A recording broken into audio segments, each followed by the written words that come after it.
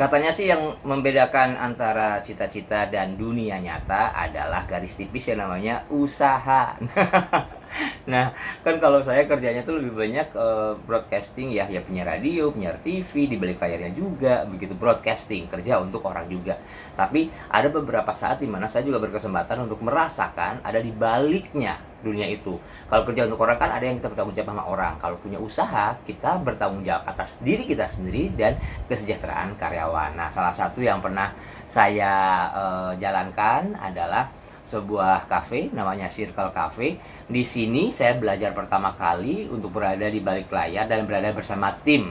Artinya ada tim yang menjalankan, ada tim yang mengkonsepkan juga.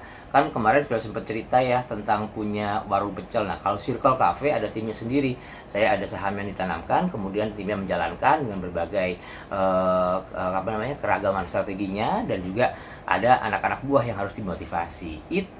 Dan itu bertempat di IFI Surabaya atau CCCL atau Pusat Kebudayaan Perancis. Jadi tempatnya lovely banget, dan berjalan beberapa saat begitu sampai akhirnya si CCCL-nya sendiri pindah lokasi. Akhirnya kita juga sementara tidak berjalan lagi itu, tapi pengalamannya sudah dapat di satu sisi. Oke, Mirsa kerja, botak kerja, hey. Kita bicara sekarang tentang fresh yang sukses. Artinya fresh graduate, gimana bisa sukses dapetin pekerjaan ya. Nah, bicara tentang fresh graduate, ada beberapa kelemahan nih yang kalau saya sempat ngobrol sama teman-teman dosen, teman-teman dekan ya, teman-teman rektor, kan lagi kesempatan nih ada sekian lama berjalan jadi moderator sebuah webinar skala nasional, literasi digital nasional. Ada narasumber-narasumber yang juga merupakan pendidik gitu ya, baik itu rektor, dekan, ataupun dosen yang bicara tentang kelemahan dari fresh graduate zaman sekarang. Yang pertama katanya etikanya kurang jalan. Maaf ya, tapi mungkin memang benar adanya begitu ya. Sesimpel ketika dihadapkan dalam kondisi tidak bertatap muka saja, ketika menghubungi dosennya itu tetap mengetikkan P. Nah, itu kan seperti kayak P itu kan bawaan dari BlackBerry yang pink gitu. BlackBerry aja juga ada. Terus dosen juga dikasih gitu ya, kan dijawab sama dosennya. Itu jadi etika berkomunikasinya agak sedikit kurang. Itu kelemahan yang pertama. Kemudian yang kedua, konon katanya fresh graduate kita saat ini maunya instan. Ya mungkin ada kemudahan digital yang terlibat dalam hal ini ya, yang lebih mudah mendapatkan segala sesuatu secara instan. Tetapi walaupun dunianya digital, pada proses-proses sebenarnya rekrutmen yang juga sudah mulai digital, ada tahapan-tahapan yang masih juga dijalankan oleh teman-teman yang mempertahankan strategi lama ataupun strategi yang memang semestinya begitu ya. Tidak semuanya bisa instan. Jadi ada hal-hal yang memang harus dijalankan dengan proses. Katanya fresh graduate sekarang sukanya instan. Instan boleh di technical, tapi bukan di perilaku. Kemudian katanya kelemahan fresh graduate zaman sekarang katanya adalah relatif egois dan cenderung narsis.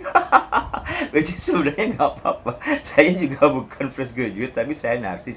Cuman bagaimanakah maksudnya dari egois dan narsis yang dimaksudkan ini sendiri?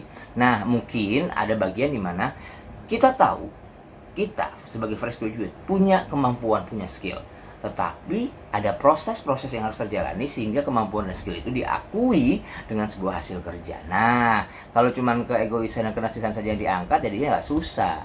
So, the main things that we have to do if we are a fresh graduates adalah yang pertama yang diharapkan dari recruiter atau ya secara rata-rata HRD adalah ketika pelamar fresh graduate ataupun tidak sebenarnya adalah memiliki manner, sopan santun, tata krama, baik secara digital ataupun secara langsung, apalagi secara langsung. Yang kedua, menghormati proses. Karakter-karakter ini bisa tertampilkan ketika psikotesnya ada, apalagi setelah ada psikotes gitu ya. Ada kesan yang ingin buru-buru, ada kesan yang gerusa-gerusu. Nah, itu juga dihindari dari rekrutmen perusahaan begitu. Jadi menghargai proses, dan ini pembelajaran. Jadi bukan katanya menghargai proses, ya deh aku akan coba menghargai proses. Coba kalau sama dengan pura-pura nggak bisa. Jadi memang harus benar-benar menghargai proses itu dari hati.